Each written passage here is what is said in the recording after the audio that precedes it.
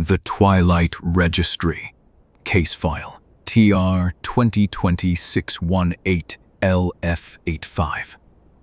Subject: Dr. Priya Solis, Wildlife Taxonomist. Location: Dunmore Hollow, Verell County. Classification status: disputed. The valley had been empty for 11 years. Not abandoned. That word implies people left. The county records said the valley had been surveyed 4 times and found uninhabited on each occasion, which was considered unusual given the rich fungal substrate and the presence of a perennial stream. Animals should have been everywhere. They were not. Priya drove out at dawn on a Tuesday in early October. The kind of morning where the fog sits low and the light comes in sideways and the whole world looks like it hasn't decided yet whether to become the day.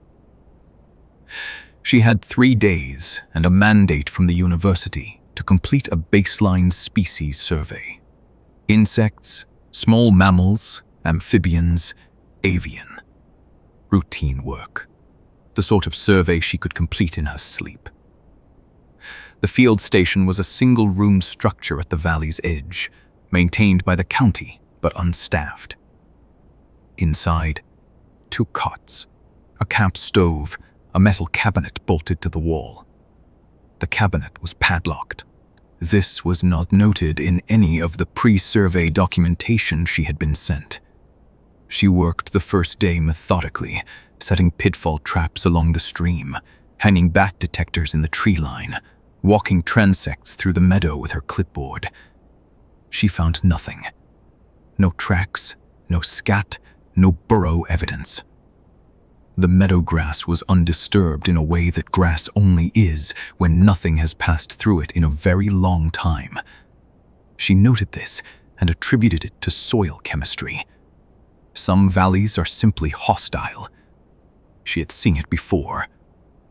That night, she heard the cabinet move. Not a sound from outside it, a sound from within it. A low, deliberate sliding. The way a heavy drawer opens when someone pulls it carefully. She lay on the cot and did not breathe. And the sound came again. And then stopped. In the morning, she found the cabinet exactly as it had been. Padlocked. Still. Unmoved. She called the county facilities line and asked about the cabinet. She was told it was a storage unit. Decommissioned. Probably empty. She asked if they had the key. There was a pause.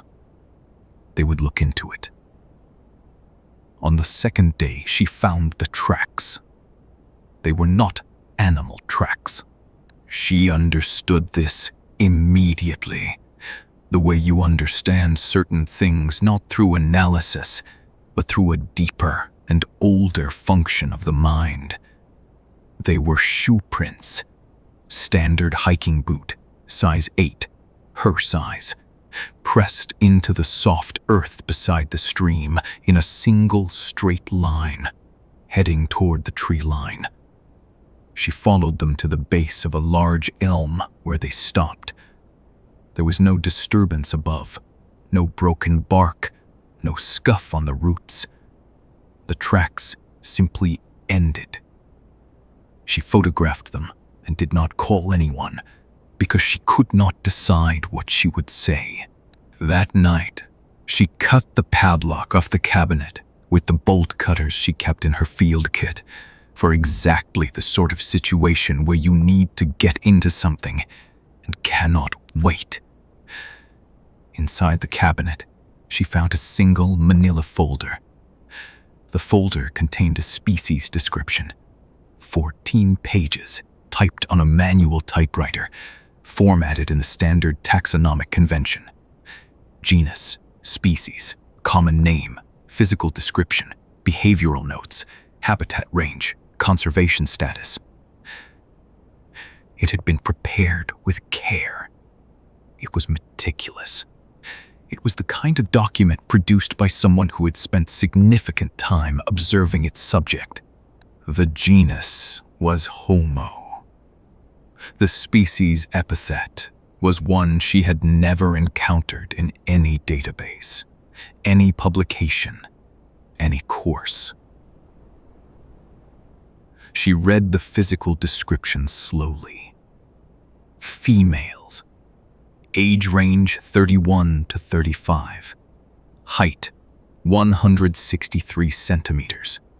Weight approximately 57 kilograms.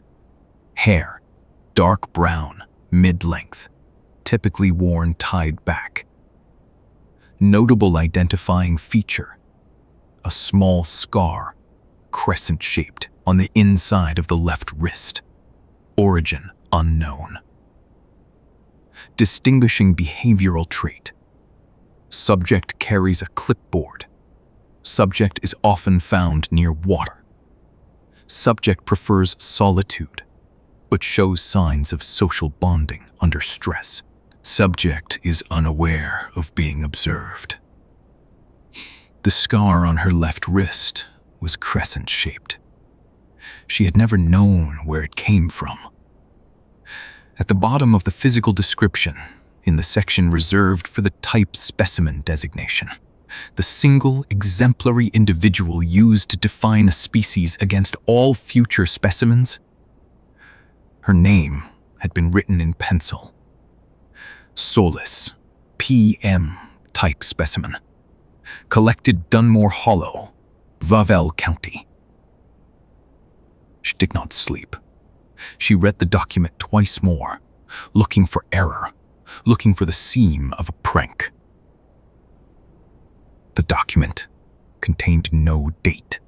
It contained no authorship credit in the standard location, though there was a line at the very bottom, beneath the conservation status, which read in bold capitals, "Do not disturb," that said, prepared under registry authorization. Observer. Designation withheld. She thought about the tracks, her boot size, the straight line into the tree line, the ending at the elm.